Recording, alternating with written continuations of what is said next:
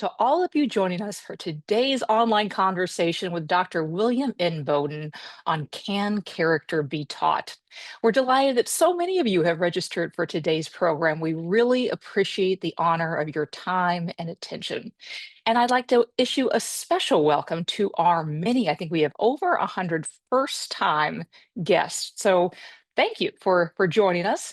And also want to issue a special welcome to our various international guests. We know that we're being joined from people all over the world, at least 29 different countries that we know of, ranging from Argentina to Zimbabwe. So welcome from across the miles and across the time zones. And if you haven't already done so, drop us a note in the chat box. Let us know where you're joining us from. It's always fun for us to see the community of people from all over the world who have tuned in. And if you are one of those first time attendees or are otherwise new to the work of the Trinity Forum, we seek to provide a space to engage the big questions of life in the context of faith and to offer programs and resources such as this online conversation to do so and ultimately come to better know the author of the answers. And we hope today's online conversation will be a small taste of that for you today. In many ways, those big questions of life boil down to essentially three: what it means to be a good person, what it means to live a good life, and how to live and order our life with others wisely and well. And all of those questions basically come down to character, who we are as a person and as a people. Alexis de Tocqueville argued that democracy in America itself depended largely on what have been called habits of the heart, the shared moral commitments, sentiments, and practices that formed character and aided in connecting a diverse people. But in the last century, we as a society have shifted away from teaching character in schools and in universities to focus on different forms of learning. Technological changes have enabled us to receive our own customized information and entertainment streams aimed at capturing our attention rather than ennobling our character. Institutions, including schools, universities, companies, churches, and religious organizations that once held moral authority and formational influence, are now in many cases distrusted. And questions about character and identity, while always contested, have grown even more heated and divisive, may even seem too hot to handle. So, where does that leave us? Should cultivating character be a priority of education? Is it even possible to cultivate character education in a pluralistic and diverse society? In short, can character be taught? To help us wrestle with this question, I'm so pleased to introduce our guest today, a longtime friend, as well as a scholar, historian, and educator who's written extensively on religion, character, and its civic and even geopolitical implications, Dr. William Inboden. Will Inboden is the executive VP and provost at UT Austin, where he holds a joint appointment with both the Department of History and the School of Civic Leadership. He recently served as the director of the Alexander Hamilton School for Classical and Civic Education at the University of Florida, as well as the Clements Center for National Security at the University of Texas, in addition to serving in senior policy positions at the State Department and on the National Security Council at the White House. His books include The Peacemaker, Ronald Reagan, the Cold War, and the World on the Brink, Religion and American Foreign Policy, 1945 to 1960, as well as other several co-edited publications. Will is also a lifetime member of the Council of Foreign Relations. He's written widely for such outlets as the Wall Street Journal, the New York Times, the Washington Post, the LA Times, USA Today, Foreign Policy, Politico, and many, many more. And he is also, I am very proud to say, a senior fellow of the Trinity Forum. Will, welcome. Hey, Cherie, it's great to be with you and great to be with everyone else here today. Thank you. Well, we're really excited to have you here. And as we start off, I think we'll start with the basics, which is, we often think about character education primarily in terms of encouraging personal virtue. But there's also significant public and civic implications as well. And you have a unique vantage point as someone who is a historian, the inaugural director of a center on civic education, as well as someone who served in senior roles in international affairs and national security. So I'd love to get your thoughts on why does character education, as well as civic education, matter so much, not only on an individual level, but even for the health of a democracy? What difference does it make? Well, thanks, Sheree. I mean, I think it makes all the difference in the world. And I appreciated your reference to Alexis de Tocqueville there earlier. I had the privilege last year of teaching a class on the American idea, which included a big unit on Tocqueville, and it was great to get reacquainted with him there. And one of the cardinal tenets of a well-functioning democracy is the concept of self-governance, right? Self-government. And that usually Mhm. refers to the collective ability of the body politic, the people to govern themselves through our elected representatives. But for collective self-government to be successful and flourish, we need individual self-government. And that's what a lot of character is, right? Is the ability to, if you will, master and channel our passions, to make sure that our inner values and core virtues connect us well with the webs of social and familial relationships and civil society that form a well functioning political order. And so I think it all starts with an individual character, which leads to a more healthily functioning group polity, and then hopefully a well functioning democracy. So practically what that means is all of us have a stake in the character, not just of ourselves and our friends, but of our fellow citizens. Yeah. At one point, it was seen as one of the primary responsibilities of both universities and schools to inculcate and cultivate character, as well as to impart knowledge. And it seems fair to say that that is something that universities have very explicitly moved away from. Uh, Yeah. why is that? What essentially occasioned the change where universities decided this is no longer in our purview? Yeah, no, it's a great question, and one I've spent a lot of time both thinking about and studying, but also kind of living downstream from with my recent career in academia.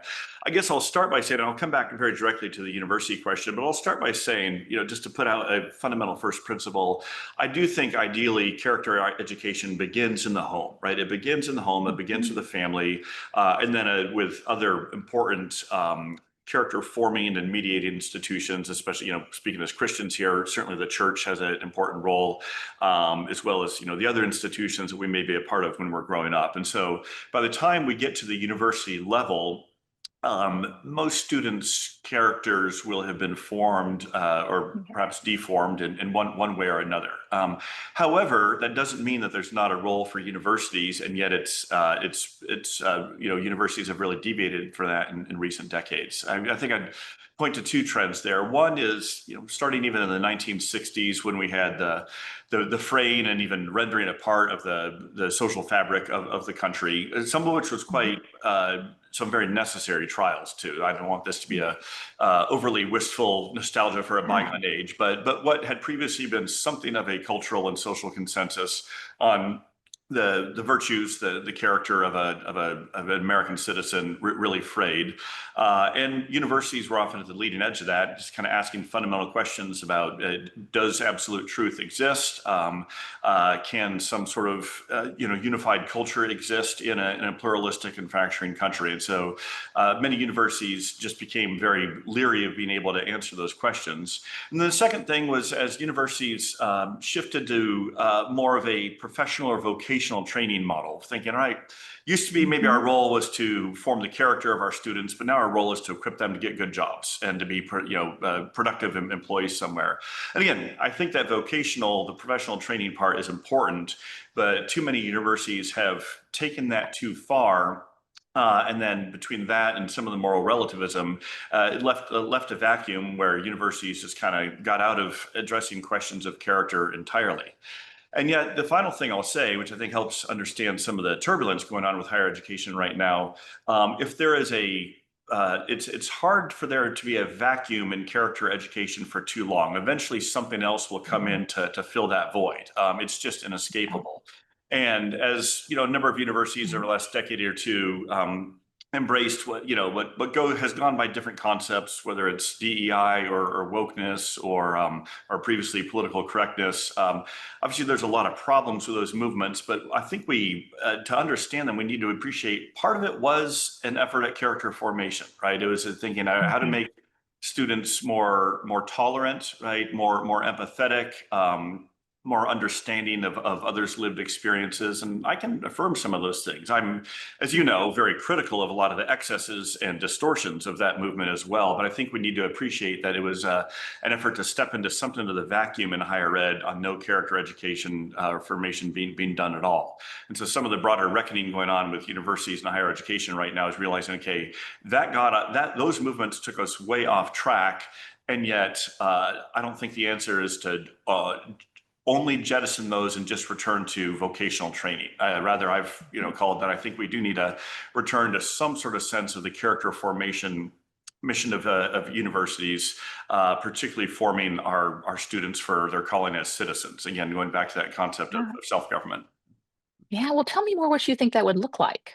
Yeah. So, well, obviously, we are a very pluralistic country, right? And the Mhm. University of Texas is a technically a secular university or a public university, right? So we don't have Yeah. any explicit confessional commitments there.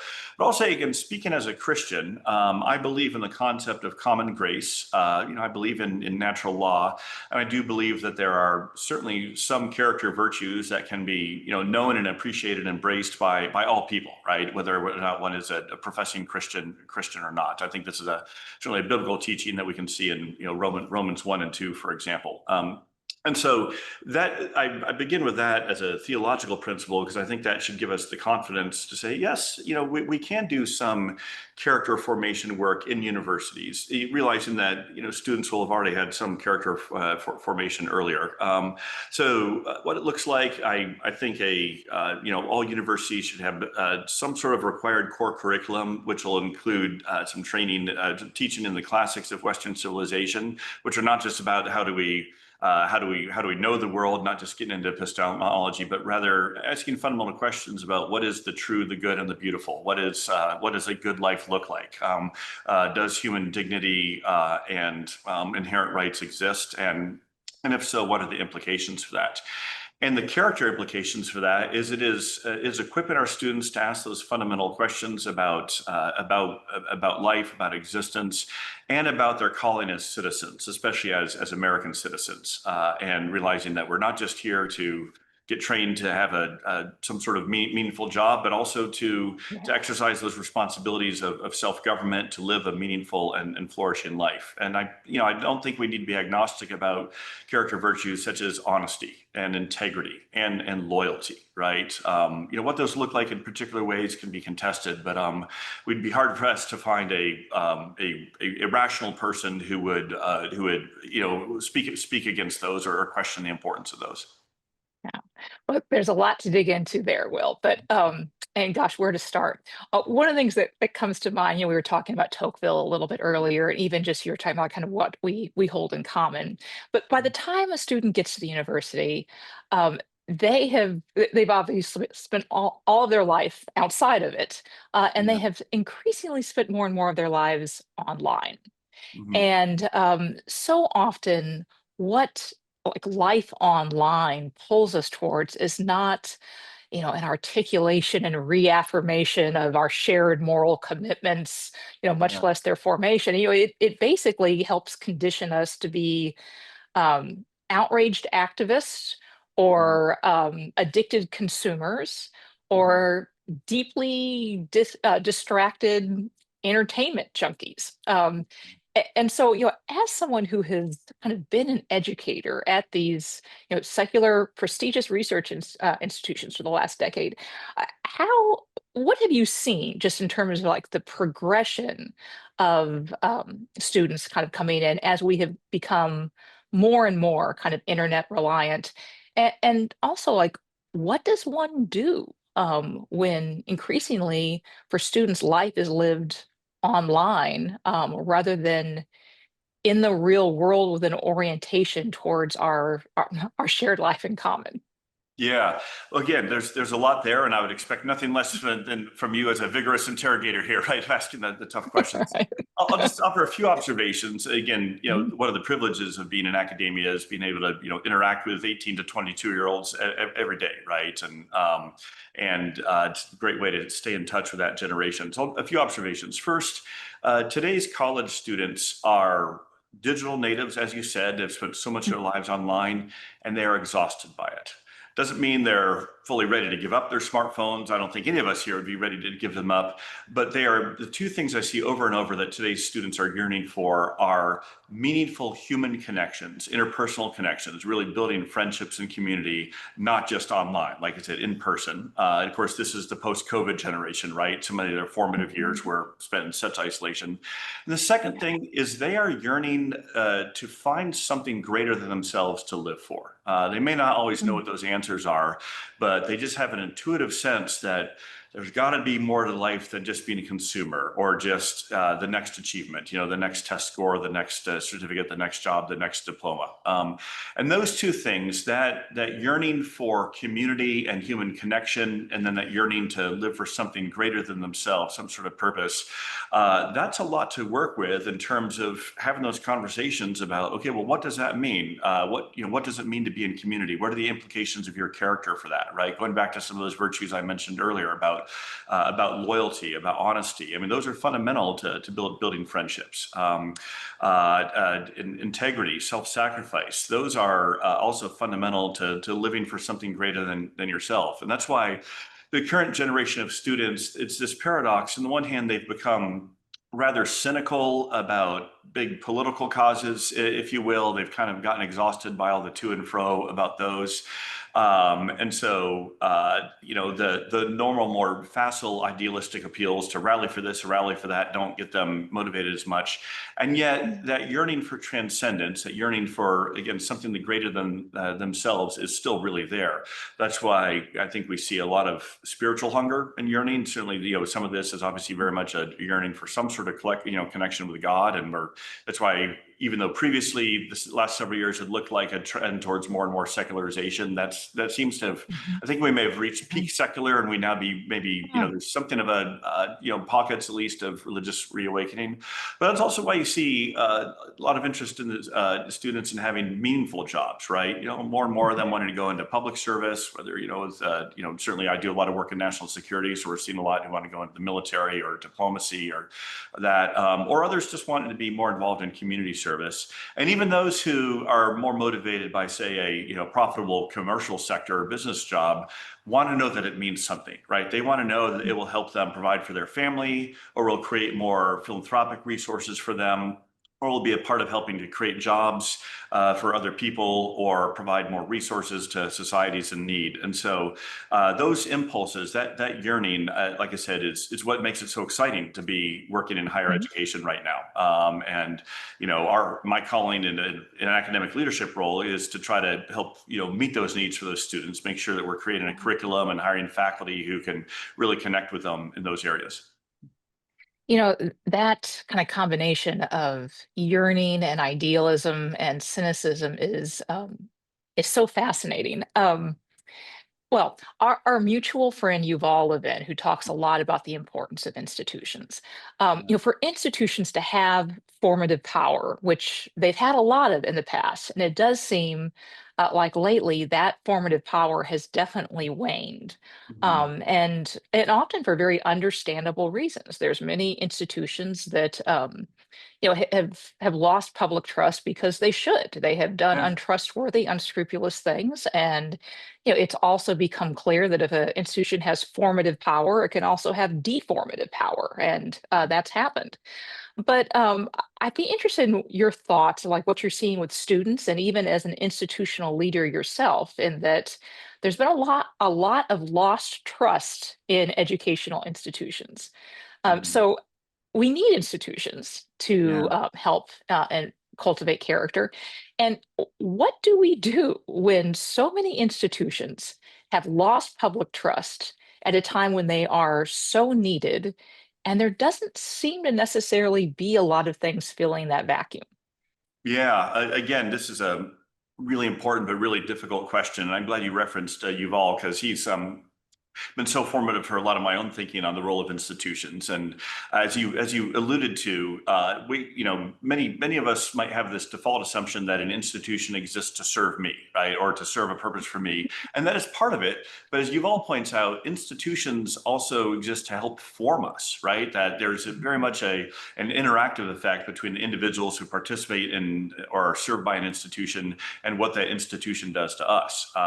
And yet, when those institutions fail us, and that's what the current generation has seen, right? They feel like they've seen, rightly or wrongly, and I think they're more right than wrong in this. They feel like our public health institutions failed us during the COVID era.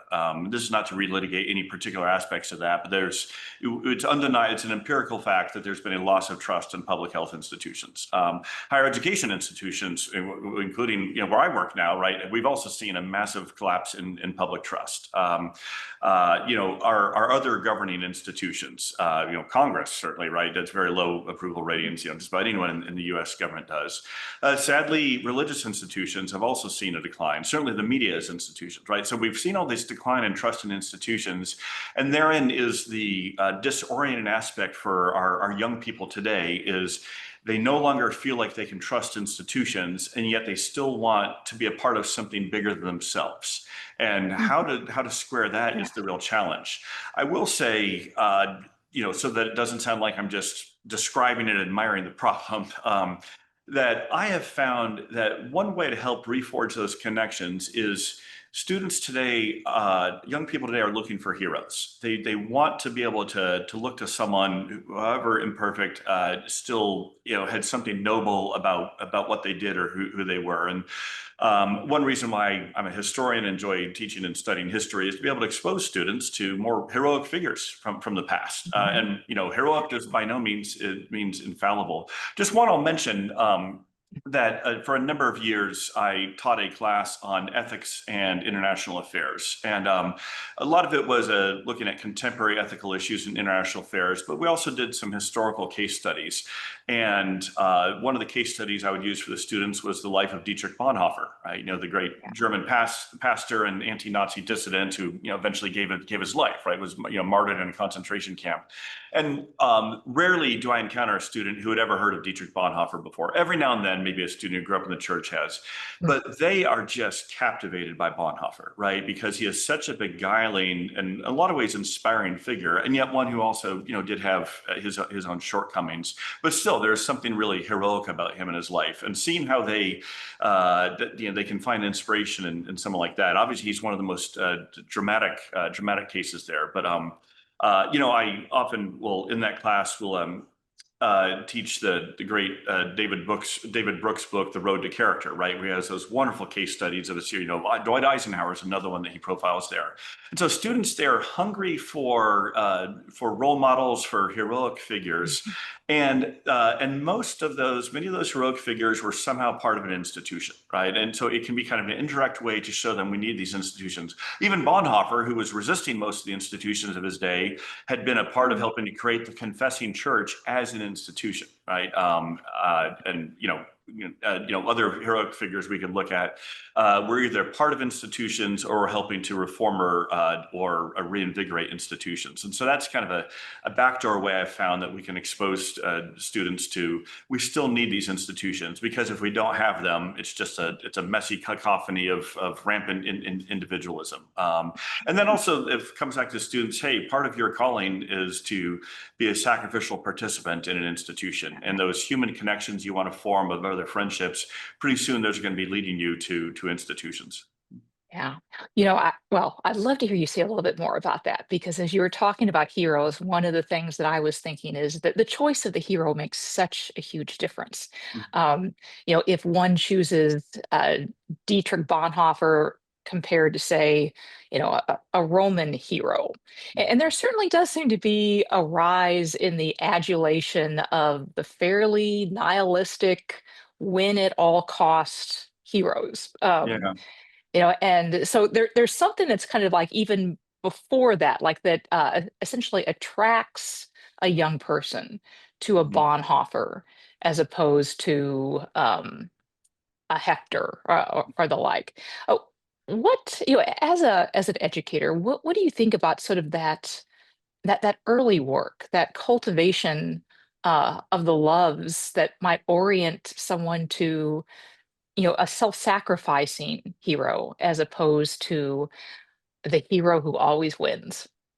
Yeah, yeah. Well, this no, Mhm. it's a great question. I want to come back to it directly in a moment here, but I will say, since you Mhm. brought it up, yes, as we look at some of the prevailing cultural trends, particularly among some young men, there's almost two competing narratives. Kind of, trying to capture the hearts of young American males right now. One would be that more nihilistic Nietzschean will to power one, right, where they just want to Mhm. admire strength, Sure. strength and domination. And Yeah. then The Andrew Tates of the world, and exactly. yeah, Yeah. And yeah. I obviously I would very much reject that, but I can understand where some of that is coming from is, in this broader crisis of masculinity. But the other narrative competing for that would be the more Christian narrative, right? And we're seeing certainly a return to church for, and to faith for a number of young men too. Now, some of them are trying to combine both of those. And I don't think that you can fully square that circle. But again, it goes back to when we leave a vacuum in institutions, when we leave a vacuum in character formation and in heroes, something will come in to fill its space. And so, rather than abandoning that field and leaving that vacuum, let's bring something positive in. But to your other question, yeah, I return back to a comment I made at the beginning of our talk, which is about the importance of early childhood character formation in the home. Um, for many kids, their first heroes hopefully will be mom and dad, right? In Yeah. different ways. Of Yeah. course, then soon enough they realize mom and dad are fallible, and then really fallible, right? But there's something about that impulse of having parents you can look up to, and so certainly my challenge and calling as a parent is to be worthy of that for my kids, and that's my appeal to my fellow parents there. But similarly, I would like to. I think we need more character education in our schools. We send our kids to a classical Christian school here in Austin, and that is one of the reasons is because we really like the way they do character formation. Right, they're very very explicit about it. Now they connect it to obviously the classical virtues and the Christian revelation in learning, but they're very explicit about that, and so we hope that can not only form our boys. In my case, we have two boys. Form them as young men, but also maybe inoculate them from some of the later less constructive temptations that might come along, or other callings in the world, to take them in a very very different direction. Yeah. Well, I see the questions in the Q&A piling up, but before we get to those, I want to ask you a little bit just about, like, where the rubber meets the road, how you do it, and or how you approach this. And I've been so excited to talk with you for a number of reasons, but one is, you actually kind of do live and work within secular research institutions where, as well as in a pluralistic society where a lot of this stuff is very contested. Not only just whether characters should be taught is contested, but even like the very nature of the good is. Mhm. I know that you've actually won teaching awards before for having the class that was, quote, most likely to change your assumptions. So I wanted to ask, essentially, how do you do this? Both in the classroom, and as you referenced, you're also the father of boys. How do you do it at home as well? Mhm. Oh boy, again, there's a lot there. I'll Mhm. try to keep this brief, and certainly for our listeners, I will answer the question, but I don't want to hold myself up as a too much of an iconic role model in this. I try and I fail in many ways, but yeah, starting with my boys, a lot of it is a lot of it is about stories, right? Trying to tell them Mhm. ennobling stories. Reading to them. They know their dad is a historian, so I've got a ready store of those. But also, a lot of it is stories for them about my own upbringing, mistakes I've made in the past, or choices I've made, or positive things I was able to do as well, in ways that can really resonate with them. We certainly are trying to train them in proper habits, delayed gratification, honesty, integrity. So we're somewhat strict as parents there, but also wrapping it in the gospel of grace. And some of that for forming my own boys' characters is me saying I'm sorry to them when I mess up, right? And and trying to model repentance and humility and forgiveness too. Because ultimately, no matter how much we try for more ennobling or perfect character, we will fail. And that's, of course, where the Christian gospel is our great hope. In the classroom, as I said, a lot of it is about weaving historical lessons in where we're teaching, but also I try to do a lot of case studies for the students. And here I can draw on my previous time as a policymaker and having been a part of actually crafting and implementing policy. And I'll bring in for the students a lot of what had been real life case studies that I'd had to work on before, and having them not just hear a story about it or read an account of it, but actually role play it themselves, and forcing us to ask, what decision would I make in this moment and why? And would I be willing to live with the consequences there? And I've put them through some pretty rigorous ones before, but that's the great thing about the classroom is it should be a free space to explore ideas, to try out different things without fully having to suffer the consequences if you get something wrong, Yeah. right? Yeah. That in turn has had a real character forming I think aspect for a lot of my students. It's at the end of the semester, every university, including ours, will have the students fill out course evaluations, and those are helpful in getting that immediate feedback. But what I find most valuable is when I'm hearing from students 5 or 10 or 15 years after they were in one of my classes, I'm long gone, and they reach out and say, "Hey, Professor Inboden, you may not remember me, but I just went through this particular trial at work or this difficult circumstance in my home life. And I remember this lesson or this text we read in your class or this discussion we had in your class, and that really helped me navigate that." And oh my goodness, like those sort of Yeah. later accounts, will enough to bring your crusty old professor to tears, right? That in some ways, those longer term feedback have been more helpful for me in understanding what resonates and what doesn't, perhaps what stays with a student, years, even decades later, in terms of their own moral formation and their character formation. No, that's great. All right. Well, if you are joining us for the first time, you can ask a question in the Q&A feature. You can also like a question. That helps give us an idea of what some of the more popular questions are. And I see that we have two somewhat related questions about just the very nature of the term. So I'm going to bundle those together. Ray Harris asked, not wanting to make assumptions, but would you offer some understanding of the word character? And somewhat similarly, Kevin Bryant says character is mentioned and everyone bobs heads like they understand the word, but I find it very misunderstood. How you define it practically? So, Will, maybe you can kind of shed some light on the word, its definition, and why we are why we're what we're talking about here. Oh no, boy! Again, a really, really good question. Just off the cuff, I would say, I think character is the moral formation of a human being. It is the morally constituent parts of a human being, right? So it is those values and those guardrails that guide and shape our thoughts and our actions. Great. Another question comes from Nathan Swanson, and Nathan says news outlets have reported the dramatic decrease in reading in today's students.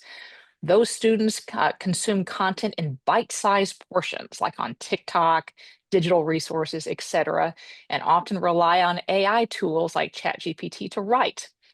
How do we teach character and virtues in this context? And is there any hope for a revival of reading in general and reading works that will advance character and virtue? Yeah.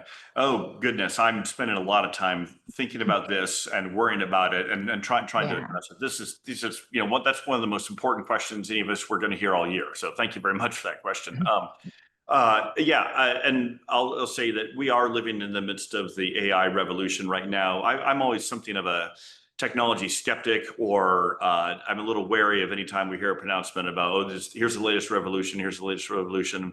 This one is a revolution, okay? And I think we need to really, really Yeah. wrestle with that. And there are some very positive parts of it too. But some of my biggest concerns were just expressed in that question.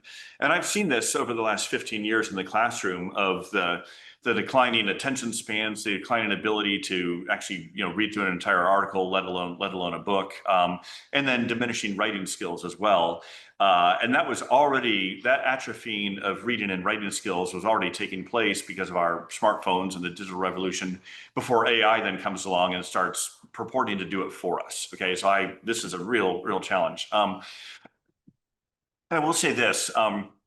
Universities, well, families, primary, secondary schools, and universities are going to need to very proactively work against those trends. It doesn't mean rejecting all AI. We also need to embrace a lot of parts of AI, but those particular trends of those diminishing, reading comprehension, attention spans, and writing ability, we can't just go along with that drift, because that is leading to a profoundly disturbing atrophying of basic cognitive skills, and in turn, the pathways by which so much character is formed. And so practically what that means, something we're going to be working on over the next year here at the University of Texas, is reforming our core curriculum to include a required year-long course sequence that will make the students read books, right? And how will we know if they're reading those books and not just chat GPT summaries, right? Well, we're going to have a lot of vigorous in-class discussion seminars in those, and we'll even be reading passages in there.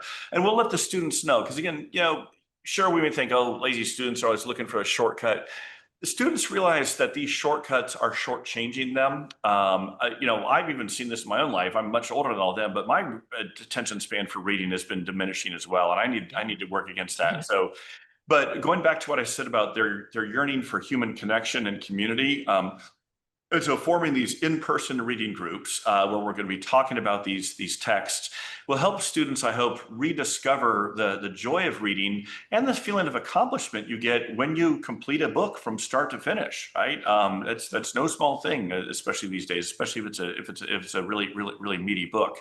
With that in turn, I hope they will also see that, wow, this is training our brains better for comprehending a sophisticated, multi-layered, unfolding argument, tracing the contours of personality and character development of the main characters in the book, especially if it's a novel over time, seeing how the author builds and supports an argument and then addresses different objections to it.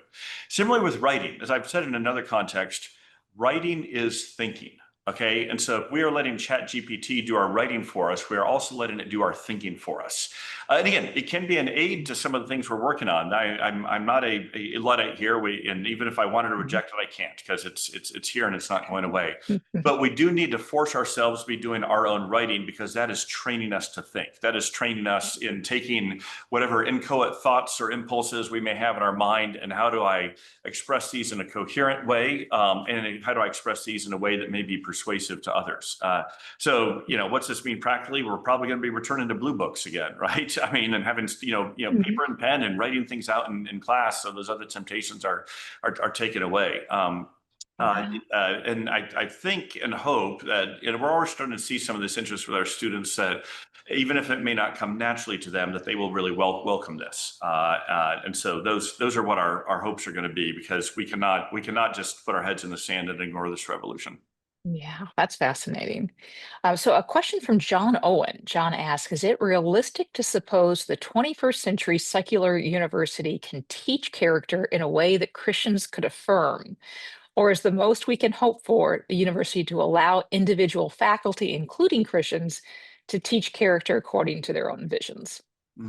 Well, I believe that's Professor John Owen of the University of Virginia, a dear friend and sometime co-author of mine. So thank you for that, John. I'll share my thoughts, but we need to have you on here sometime and hear your thoughts on this too. So it's a very good question Professor Owen raises, and again, ones that he and I in different contexts have to wrestle with in these secular pluralist universities. But I will go back to that concept of common grace, right? I do believe that there are some of these foundational virtues and characters that people of any or no faith tradition can generally affirm, even if the particulars may be somewhat debated, because the possibility of self-government and a thriving constitutional republic depends on these, right? And like I said, I come back to some of the ones I mentioned before: honesty, courage, loyalty, trustworthiness, integrity, right?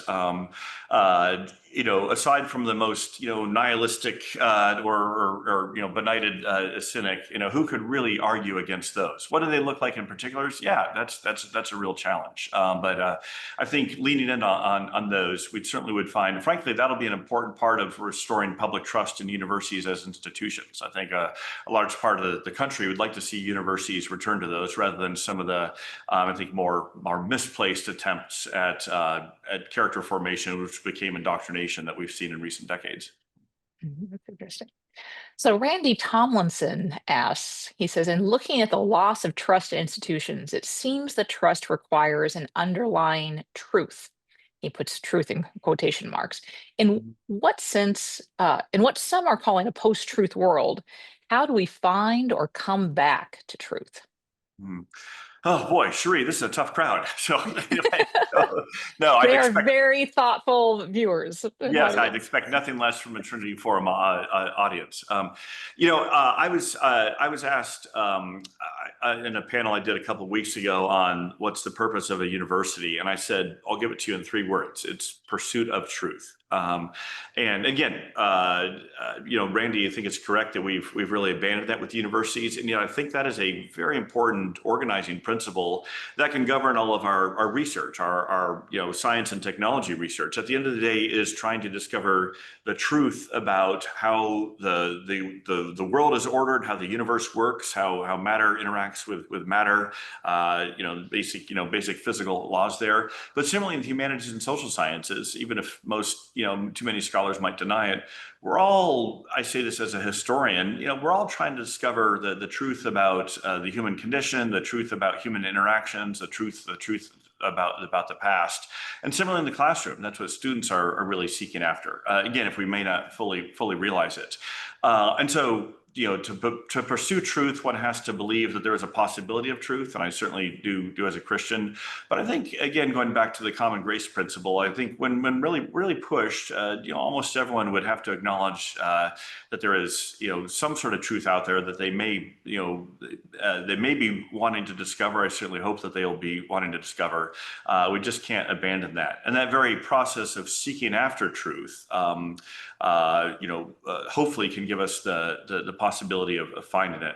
But even that process of seeking after it, that requires the development of character, right? It develops, it requires honesty. It requires some humility because we often, may not fully see or discover that truth.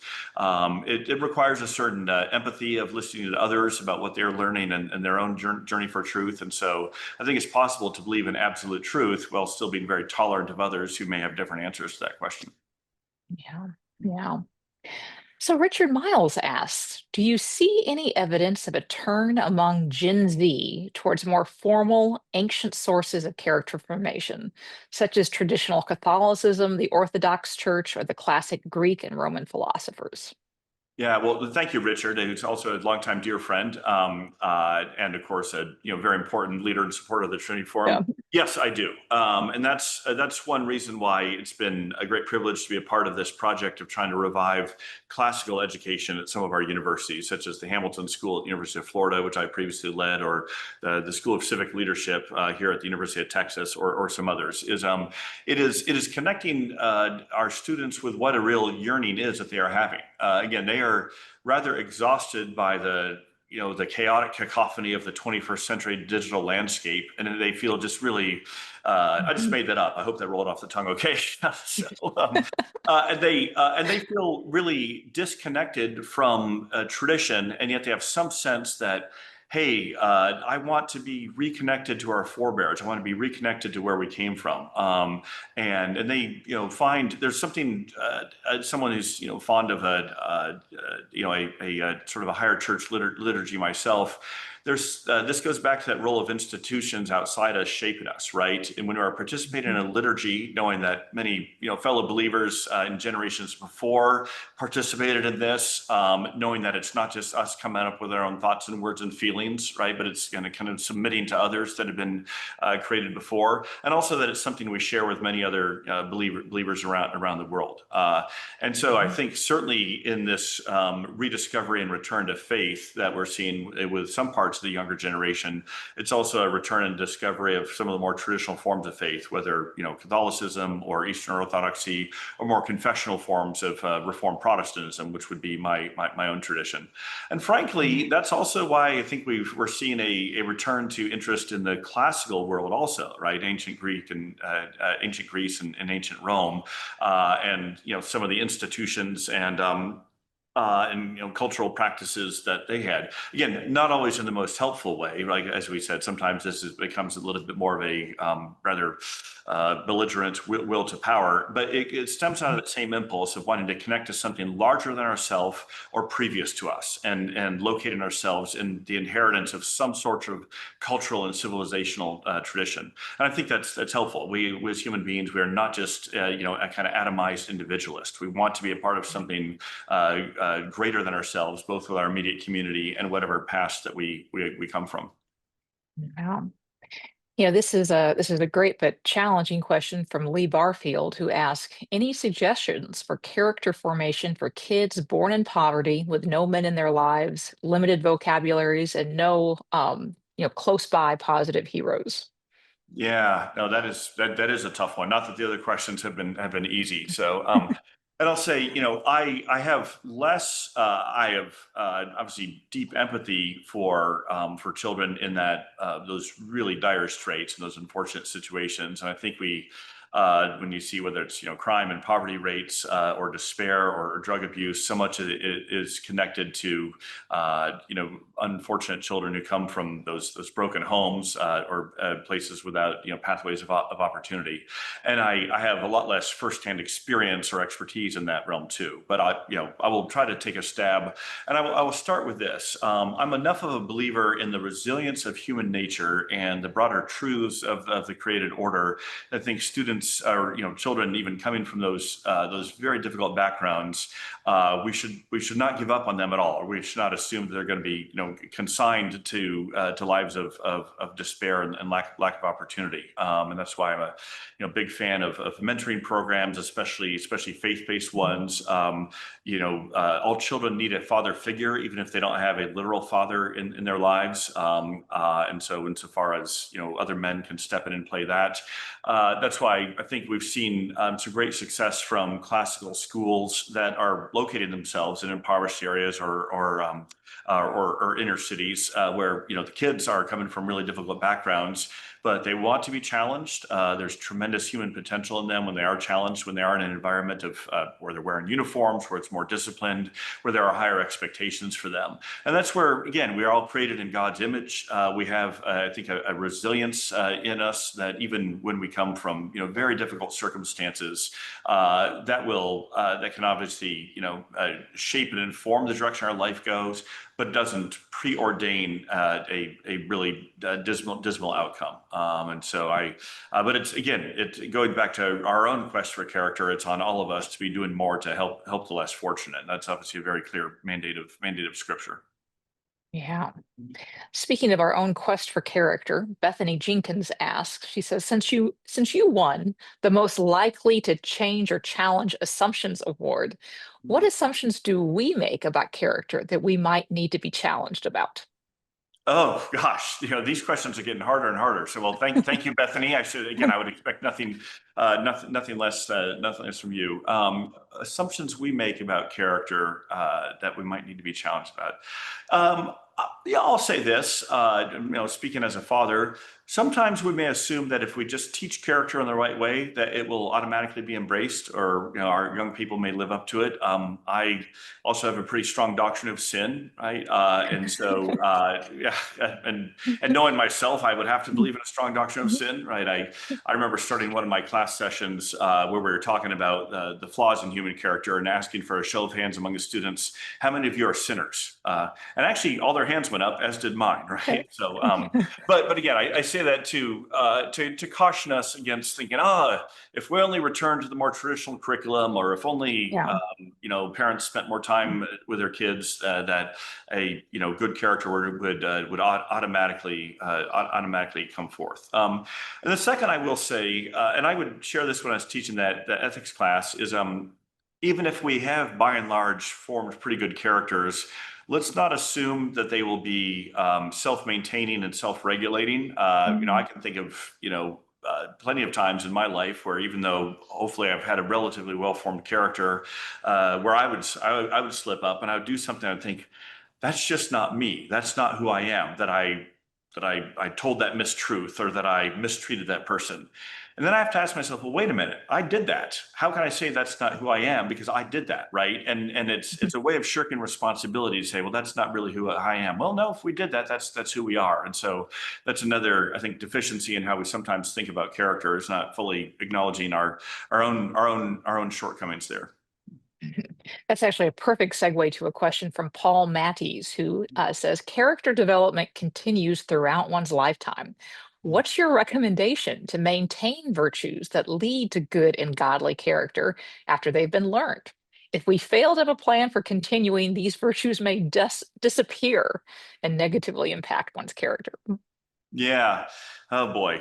This is another really, really important question, right? These are all good and challenging, but that one is especially important. And again, you have to first have the disclaimer. I'm certainly not a perfect model of that, but I will say that as I have grown professionally and advanced in my own career, even though I still feel like I'm the same fundamental person I was in my teens or 20s. New temptations and character tests are always coming along, and it's kind of like with each promotion or new level of responsibility. There's also new tests of character. In my current role here, I now have management responsibilities for a much bigger budget and a lot more people than I had before, and I hope I'm doing okay with this, but I'm finding it is bringing new tests and strains on what I would have thought are my character. And so, how do I address that? Well, I'm still trying to have regular accountability sessions with some longtime trusted Christian friends. Certainly regularly praying about it. Certainly inviting accountability from my wife, and going back to what I said about reading and role models. I'm always trying to read biographies. And I've been actually reading memoirs of a number of previous university presidents and provosts, and kind of learning how did they navigate some of the challenges and tests of character that come with these new responsibilities. So those would be, I guess, a few practices I'm trying to employ, however imperfectly. I will say the other test of character is, higher education being in the spotlight like it is now, and now that I'm in this leadership position, I'm in much more visible. Is any character failings I have.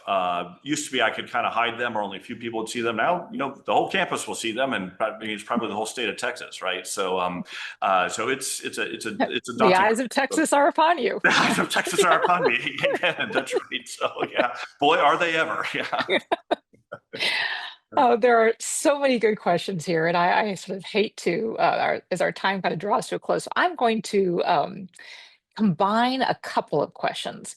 So Walden Moss asks, for those unfortunately who may experience more deformation than healthy formation, do you have any suggestions or recommended resources for undertaking reformation of character at the college level or far beyond it?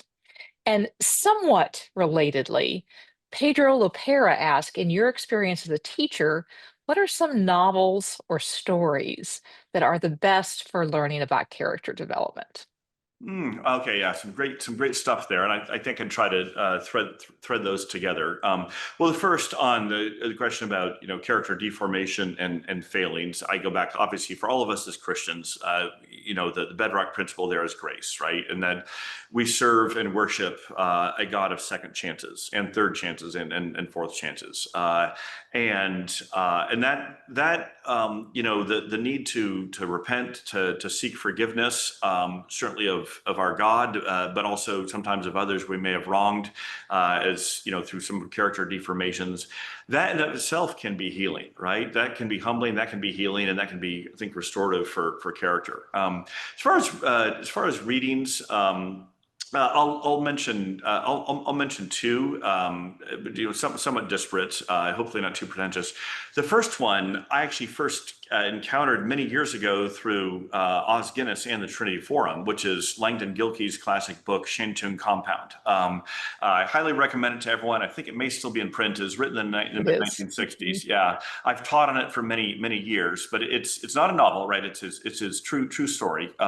It's his memoir of his time in a Japanese internment camp with a lot of other Westerners in China during World War II. And the subtitle is A Story of Men and Women Under Pressure. And it's a great case study in how, when our lives are more comfortable and free, we may seem to have virtuous character, but when we're in a situation of deprivation, requiring sacrifice, or not having the material comforts and the freedoms we want, our real character comes out. My students, at the end of the semester, when I asked them to evaluate the reading list, they almost invariably would say that was their favorite book. It's Wow. just, yeah, it is really compelling story of the surprising emergence of virtues and some of the heroic people in the book, but then also a cautionary tale. Um, Yeah. and then the other among novels, and I say this at the risk of some pretension, is War and Peace. It took me a long time to finally get through it. I read it about 10 years ago, but I remember C.S. Lewis had said he thought it was the greatest novel ever written. But I think just a wonderful display of so many of the fragilities of the human character, and yet done against a backdrop of a strong sense of divine sovereignty and God as the author of history, and something a little bit liberating there about even when we may have some character failings, there still is hope. Tolstoy's doing a lot more with a novel than just that. But it is, especially when we're talking about diminished attention spans and for reading. Well, if we really want to kick against those goads, let's take on the biggest one, right? So it took me Well, about 2 months to read it, I will say. Okay, yeah, that's not that long. okay. I still have not finished it, so it's on my list as well. Will, this has been a real pleasure, and in just a moment, I want to give you the last word. But before that, a few things just to share with all of you. Right after we conclude, we'll be sending around an online feedback form. We'd love for you to fill it out. We read these. We really do try to incorporate your suggestions to make this program ever more valuable. And as an incentive to do so, if you fill out that feedback form, we will give you a code for a free Trinity Forum reading download of your choice. So you can read Shantung Compound or any number of readings that impact this topic. In addition to Shantung Compound, there's a few others we'd recommend as well, including Hannah Arendt's Origins of Totalitarianism, with an introduction by our guest, Will Inboden.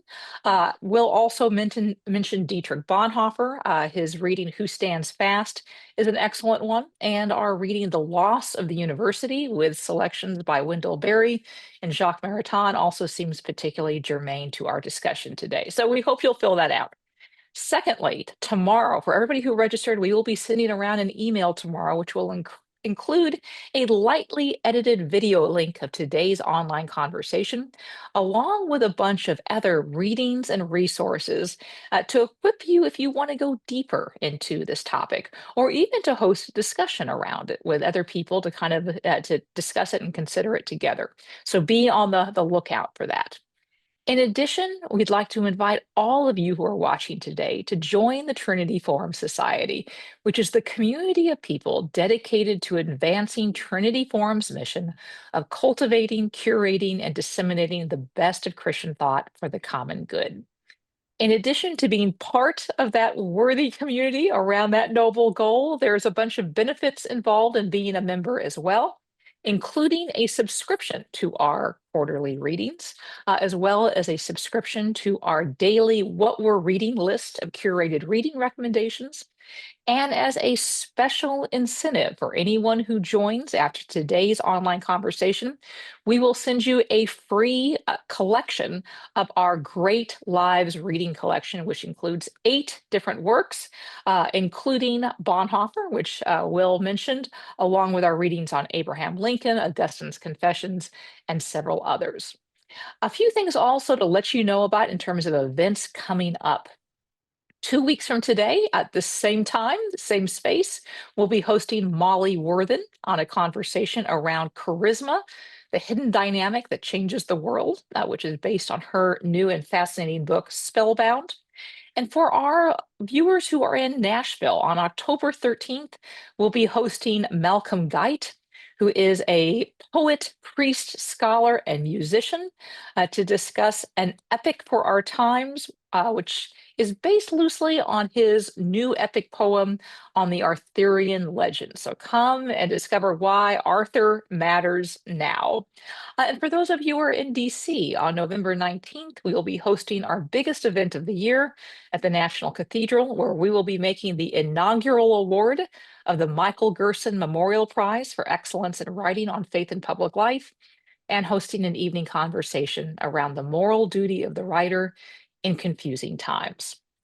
As we wrap up, I also want to just send my thanks to the Trinity Forum team who put our vision and mission into action. They're behind the camera right now, but special thanks to my colleagues Tom Walsh, Campbell Vogel, Marianne Morris, McCrae Henke, and Francis Owen. And of course, special thanks to you, Will, and the last word is yours. Well, thank you so much, Cherie. It's been an honor to have this discussion with everyone. And I will actually use the last word to give a strong second plug for the Molly Worthen discussion in a couple of weeks. She's a longtime friend of mine going back to graduate school. She's got a really remarkable personal story of coming to faith, and her new book is fantastic. And she's just a great picture of a faithful Christian in secular academia. So I look forward to tuning in for that one, and hope everyone else will as well. Will, thanks so much for joining us. It's really been a delight.